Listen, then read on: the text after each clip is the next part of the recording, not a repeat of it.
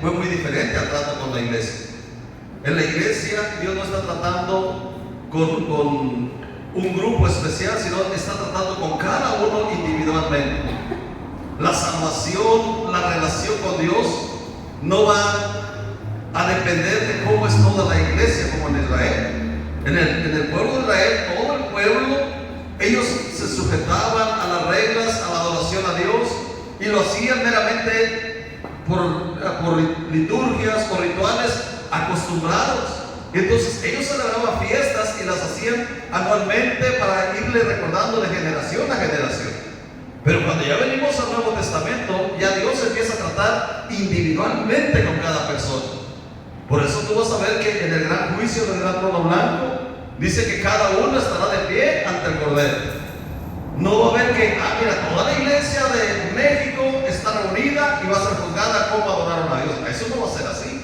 O toda la iglesia de Guatemala, o toda la iglesia de El Salvador, o toda la iglesia de China, todos van a ser juzgados por qué adoraron o cómo adoraron a Dios. Eso no va a ser así.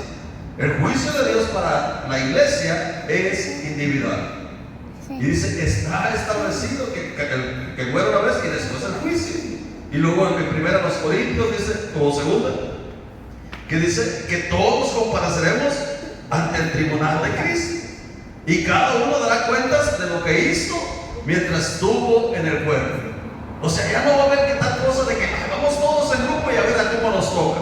Y ahí Dios nos va a decir, mira, es que cada domingo debe de adorar así. No, es individualmente. Por eso le digo, cuando tú y yo leamos la Biblia hay que poner atención a los pasajes. Yo voy a orar por el Padre bendito, gracias por la oportunidad que nos das de estar en tu casa en esta tarde, Señor. Sabemos que es por tu gracia que hoy podemos estar aquí, por eso te pido, oh Rey eterno, que esta palabra que hoy vamos a estudiar sea un mensaje a nuestra vida, a tu pueblo, Señor. Que a través de este mensaje puedas alcanzar a aquel que no te conoce, Señor. Que puedas poner fe en aquellos que aún no te conocen para que vengan al conocimiento, Señor. Que alcances al perdido, y si hay alguien que se ha alejado, Señor, que en tu gracia tú lo hagas volver a tus caminos. Todo esto te lo pedimos en el nombre de Jesús. Amén. San Juan 7 dice el verso 37: en el último y gran día de la fiesta, Jesús se puso en pie y alzó la voz diciendo: si alguno tiene sed, venga a mí y beba. El que cree en mí, como dice la Escritura, de su interior correrán ríos de agua viva. Esto dijo del Espíritu Santo que había de recibir los que creyeren en él, pues aún no había venido el Espíritu Santo, porque Jesús no había sido aún glorificado. Hasta ahí vamos a dejar solamente esos 3 versículos.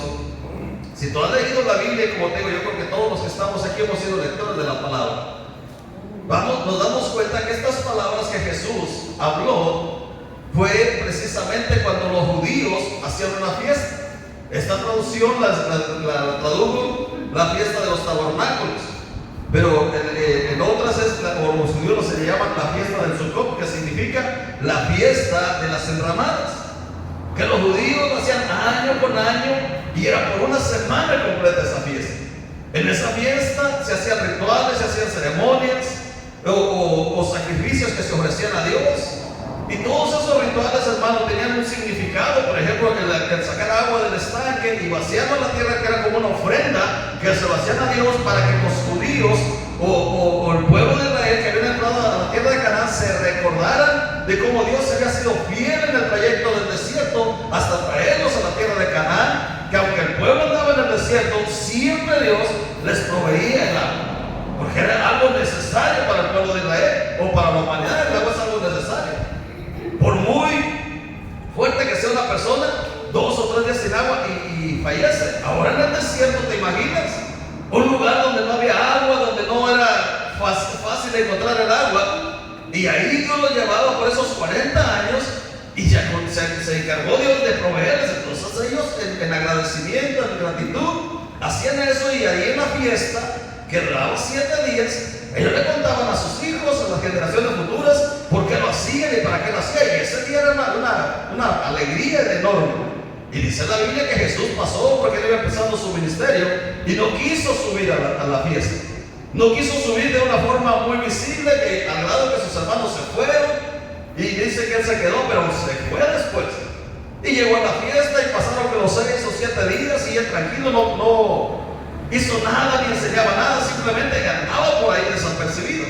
O de perfil bajo, como decimos acá en México. Pero dice que ya en el último gran día, fue lo que leímos, de la fiesta, Jesús se puso en pie y alzó su voz. ¿Por qué crees que Jesús alzó la voz? Cuando nosotros alzamos la voz, ya sea en oración o ya sea para decirle a alguien algo, ¿por qué no hacemos? Por ejemplo, cuando tú oras en una situación desesperada delante de Dios, ¿qué es lo que haces? A veces clamas, a veces gritas, a veces lloras, con la intención de que Dios te escuche. Y aunque tú y yo sabemos que Dios no está sordo. Y yo creo que en este tiempo Jesús sabía que la gente que estaba ahí no estaba sordo, pero al dar esta exclamación, o decir, alzó o le gritó, como decimos nosotros, es porque él quería dar un mensaje que el pueblo de Israel no pudiera comprender. Era un mensaje, hermanos, que era de vida o muerte.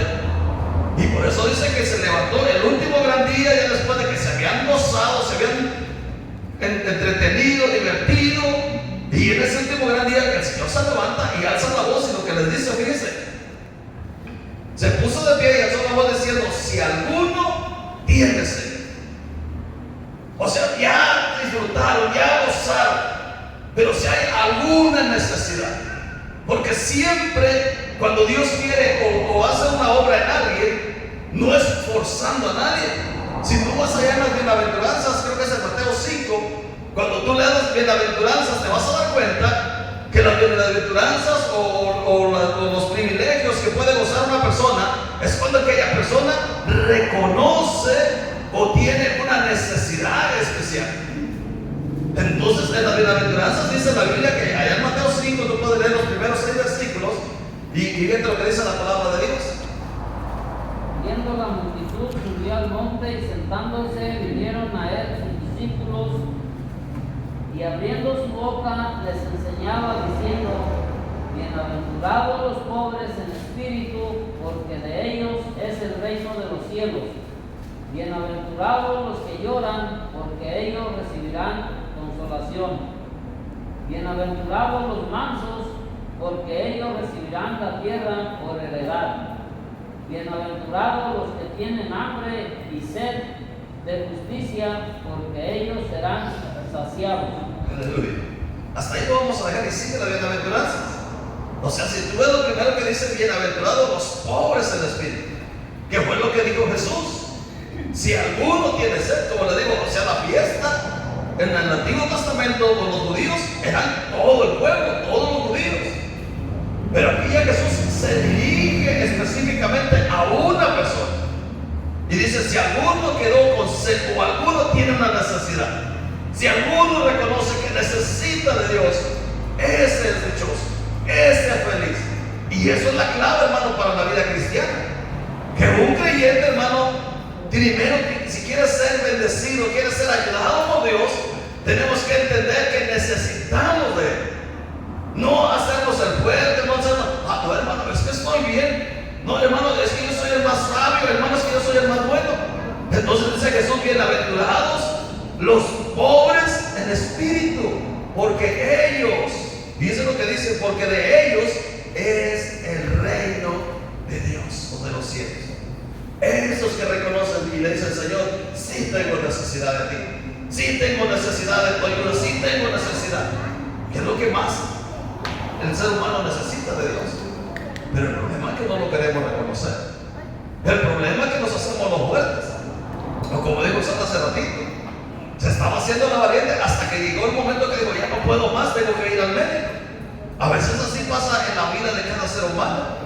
Nos hacemos el fuerte, nos hacemos los valientes, nos hacemos el que no necesitamos de Dios. Y entonces por eso Jesús, cuando ya se iba a acabar la fiesta, ya todos iban a ir ahí, Él hace su aparición y les dice: si alguno tiene sed, venga a mí.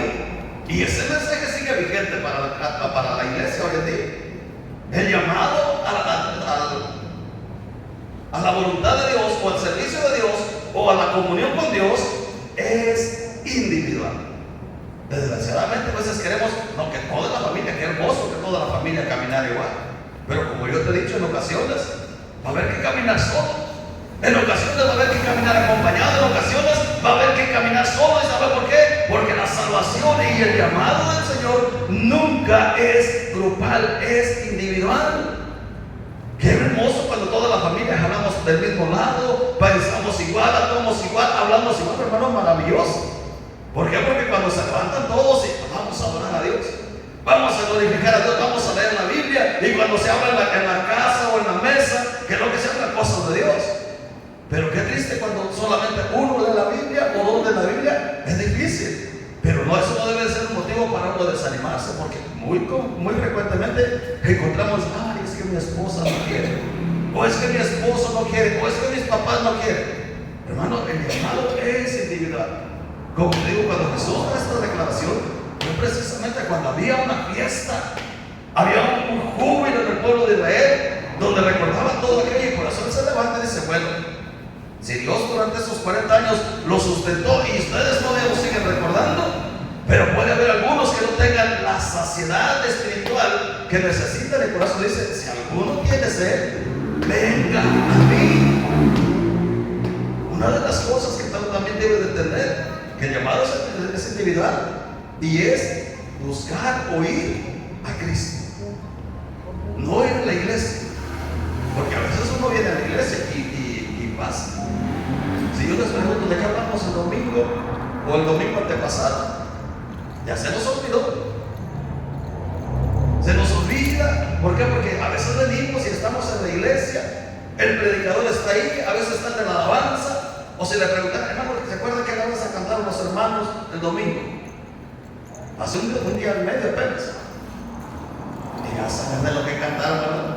Y estuvimos aquí y cantamos, pero cantamos o estuvimos solamente por cumplir un requisito.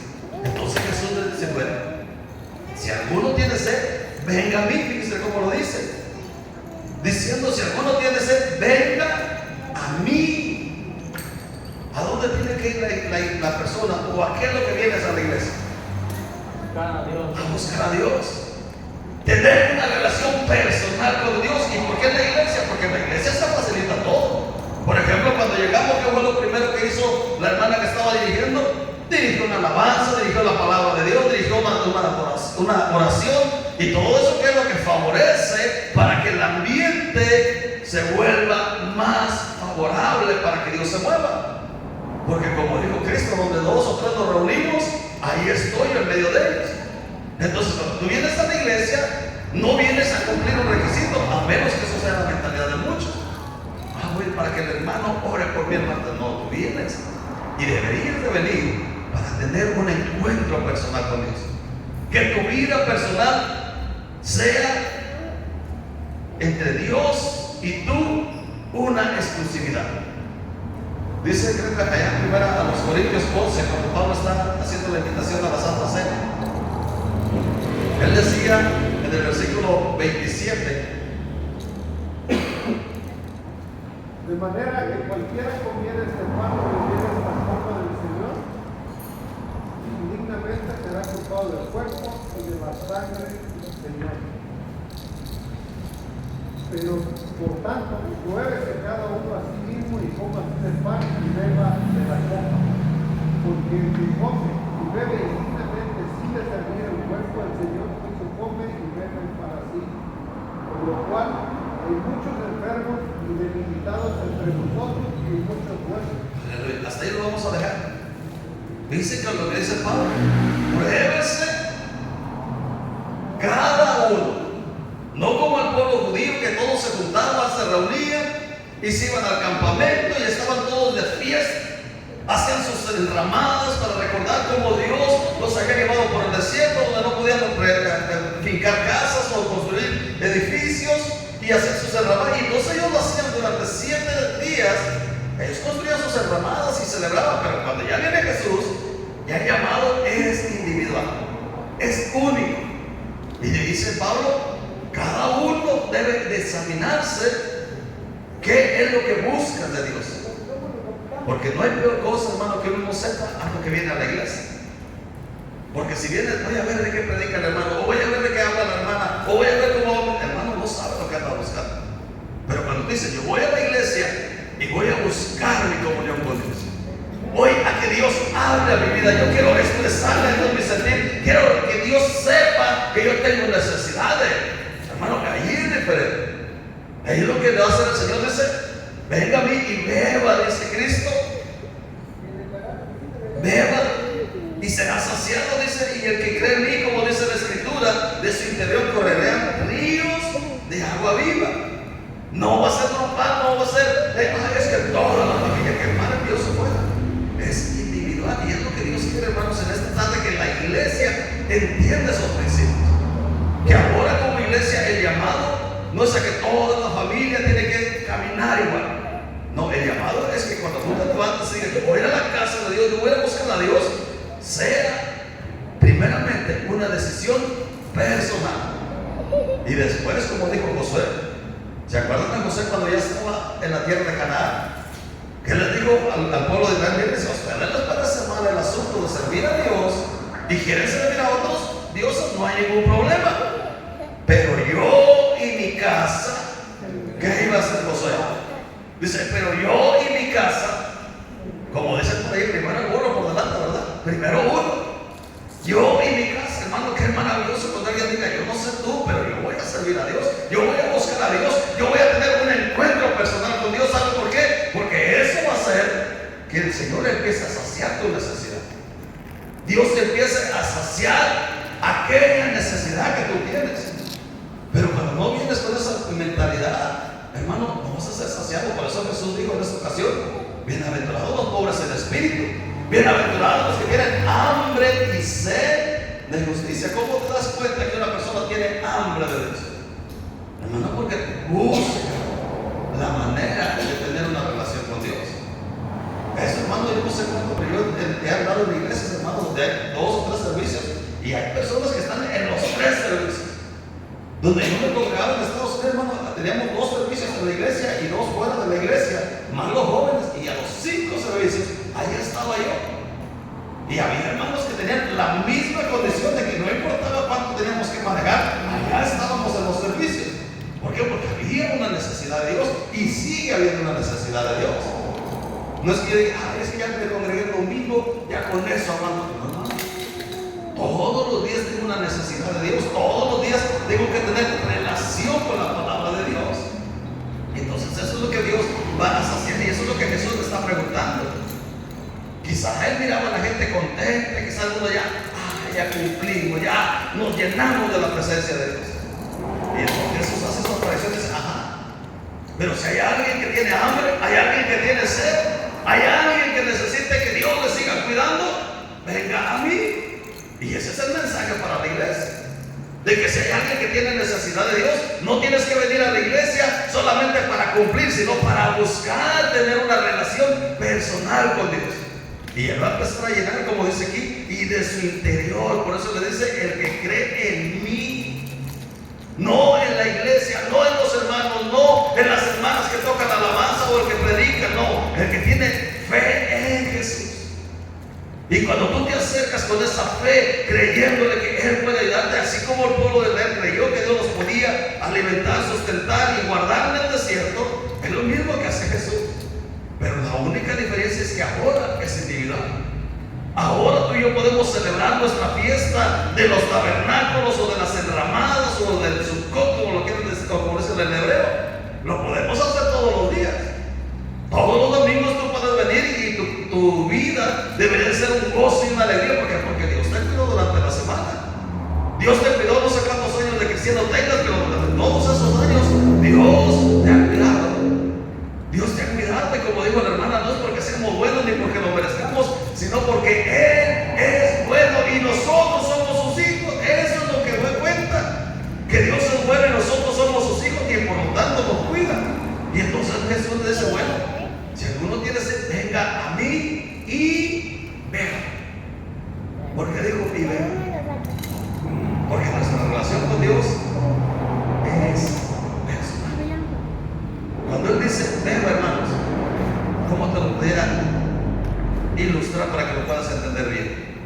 Por ejemplo, si estamos yo y el hermano Nazario en un desierto, vamos a ponerle el ejemplo, y no tenemos como de un charquito de agua por ahí, y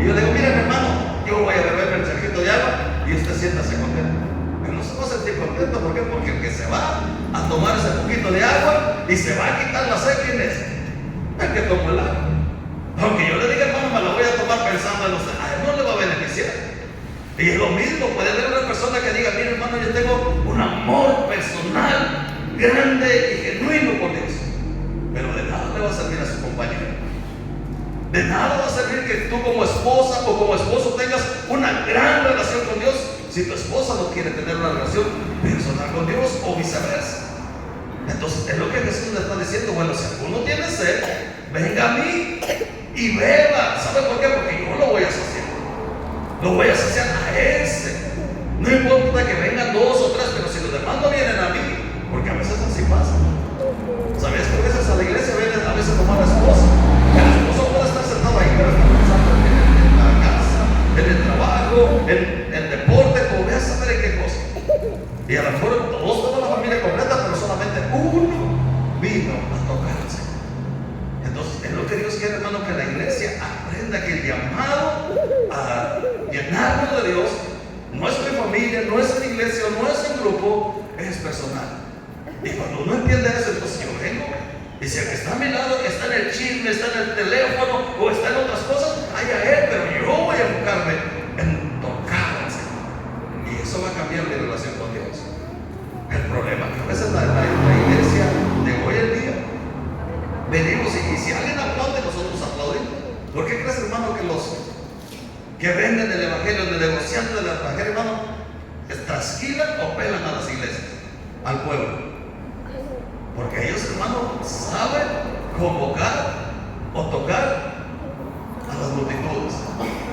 ¿Y quién saca el billete más grande? Y empezamos a hacer competencia. Pero cuando uno tiene una relación con Dios, hermano, cuando uno tiene una comunión con Dios, aunque nadie le diga, hermano, aplaude, hermano, diga amén, hermano, diga gloria, hermano, tú lo haces, ¿sabes por qué? Porque hay ese sentir. ¿Te acuerdas cuando David danzó delante de Dios?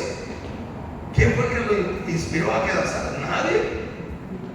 El Espíritu Santo de Dios tocó el corazón de David, danzó, al grado que su mujer, su esposa, le dice, ¿cómo es posible que tú siendo el rey te hayas desvestido y te hayas hecho como un cualquiera? Te hayas quitado tus vestiduras de rey y te hayas puesto como un cualquiera danzando. Eres una vergüenza. No está haciendo la Biblia, hermano, que yo lo estoy poniendo en mi cosecha. Entonces ahí vemos, hermano, que cada uno puede determinar. Fue David el que determinó, yo voy a danzar. ¿Por qué? Porque él tenía una relación con Dios personal. Y esa relación con Dios deberíamos de cultivarla todos. Que cuando tu esposa, tu esposo, tus hijos, es que eres una hipocritona, es que eres un bueno, y para eso vas a la iglesia.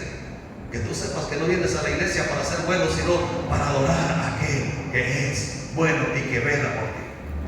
Y que dijo un día, mira, si tú tienes hambre y sed de justicia, o en otras palabras, si tú tienes una necesidad de Dios en tu vida, que puedas acercarte a Él y le digas, Señor, yo necesito de ti. Yo necesito de ti. Por eso Cristo en las bienaventuranzas dijo, bienaventurados los pobres en espíritu, porque de ellos es el reino de Dios. Bienaventurados los que lloran, porque ellos serán saciados. ¿Tú de cuáles eres? De los que dicen, no, yo estoy bien, yo estoy joven, yo los puedo todos. Déjame te digo que cuando tú te sientes que tú las puedes todas, que tú estás bien, pero si no tienes a Dios, tarde que temprano vas a tener una necesidad. Y por eso Jesús dice, bienaventurados los mansos, porque ellos recibirán la tierra por heredad. Bienaventurados los que tienen hambre y sed de justicia, porque ellos serán saciados. Y esa es la clave que tú como iglesia debes de tener. ¿Qué es lo que te hace falta? Lo más importante es Dios. ¿Y cómo te puedes llenar de Él? Pues viniendo, como dijo Jesús, viniendo a Él, llenándote de Él, comiéndote, empapándote de Él. Y cuando tú te empapes de Dios, hermano, la llenura va a ser para ti, no para los demás. Y por eso tú vas a ver que hay disparidad en la iglesia. Va a haber algunos que venimos, lanzamos, nos rozamos, y si se toca desvelarnos por la hora, nos desvelamos. ¿Sabes por qué? Porque hay una gratitud y hay una llenura de Dios a nuestros corazones.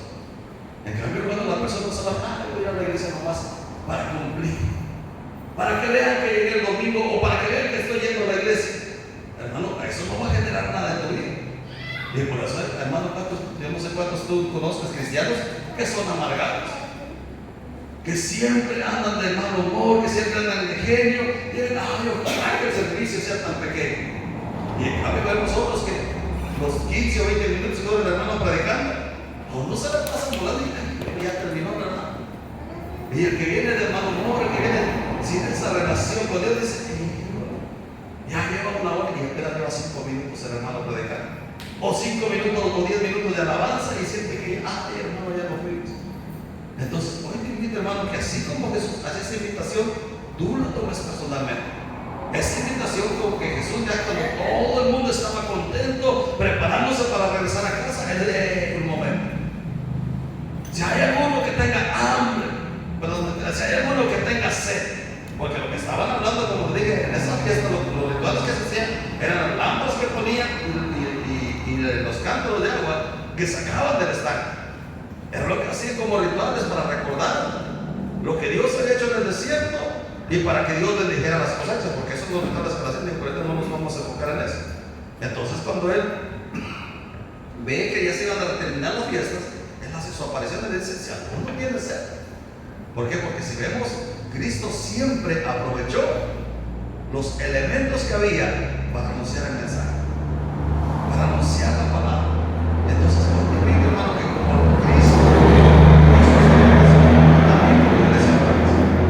que te des cuenta que quizá muchas veces te has hecho el valiente, te has hecho el que, es que yo estoy bien, es que yo no necesito de Dios, pero que tú puedas reconocer: yo necesito de Dios. Que lo reconozcas, hermano, y es como Dios te puede ayudar, hermano, porque jamás de los jamases Dios va a obligar a nadie. Jamás de los jamases Dios te va a decir: mira, es que tú te necesitas de mi ayuda, te voy a ayudar. No. ¿Por qué crees que en Apocalipsis 3:20 dice la palabra de Dios: he aquí, yo estoy a la puerta y llamo? Si alguno oye mi voz y abre, yo entraré. No es como el diablo, hermanos. El diablo, tú le dejas una puertita, el diablo es una rendija, hermano, y él está con todo y todo adentro. Porque así lo presenta con los dibujos. El diablo es así.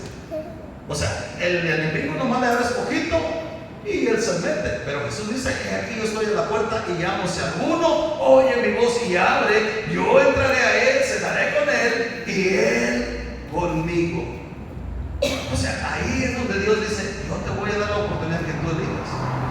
Y eso es algo que Dios no va a ayudar con nadie. Entonces, hoy te invito, hermano, que así como Jesús es esa invitación, tú también escucha la palabra de Dios y diga: Señor, yo necesito. Yo reconozco que tengo necesidad de ti, que no te digas: es que yo ya sé lo que van a predicar. Es que yo ya sé, hermano, ya sé hasta los cantos, me voy a echar una siestecita. No, que tú tengas una necesidad de Dios, que tu carne, tu cuerpo, tu espíritu y todo empiecen a clamar, como dice la Biblia: como el ciervo brama por las aguas, así brama mi alma por ti, oh Dios. Que hay una necesidad tremenda de Dios en tu vida, y entonces serás saciado. Entonces serás saciado, porque mientras tú vengas a la iglesia solo por cumplir, solo para estar ahí, hermano, no va a pasar nada. Y hay que saber que van a pasar años y años y décadas, y tu vida espiritual va a ser como el pueblo de Israel. 40 años el pueblo de Israel dando vueltas en el desierto. Un camino que les podía costar 3 días de distancia, Dios se los convirtió en 40 días. ¿Sabes que hay muchos cristianos que tienen 15, 20 o 30 años de cristianos y no han salido del mismo kinder? No han salido, no han avanzado. Y yo les digo: ¿y por qué? Porque hemos acostumbrado nuestra vida espiritual a simplemente voy y cumplo. No nos hemos enfrentado a decir: yo voy a determinar. Me da gusto lo que dice el hermano: él tomó la decisión y sabe que Dios lo va a bendecir. Porque no es fácil decir: ¿sabe qué? Voy a apartar un tiempo más para Dios. Y más cuando ya tenemos una vida organizada, porque tristemente así somos los seres humanos, nos volvemos rutinarios. El que tiene su trabajo, ya sabe, se levanta a las 6 de la mañana, va al trabajo, vuelve, llega y duerme y se vuelve a levantar para ir a trabajar. Es muy raro el que tenga una vida como la que vive el pastor, que vive simplemente a lo que viene ahí para adelante. El domingo nos fuimos, terminamos el servicio el domingo y llegué a la sierra, tengo una alberca para ir a salir. Estaba frío y que tengo de ahí los masajistas y los que se encargan de quitar todas las impurezas, inmediatamente cuando se meten los rápidos, se encargan de dar una limpieza, de levantar una escudera perfecta, gratis, sin necesidad de que alguien más esté haciendo. ¿Por qué? Porque así es la vida, así debería ser la vida. Una alegría vivir uno siempre con la expectativa de que Dios tiene algo nuevo para nosotros. Entonces, hoy te invito, hermanos, como dice Jesús, si tienes sed, ven, no a la iglesia, ven a Él. Que cuando tú llegues aquí a la casa de Dios o al lugar de reuniones, que tú vengas y digas, yo no voy a ver a los hermanos, yo no voy a ver cómo cantan las hermanas, yo no voy a ver cómo viene vestido el hermano o la hermana, o qué van a predicar, yo voy a ver a mi Cristo.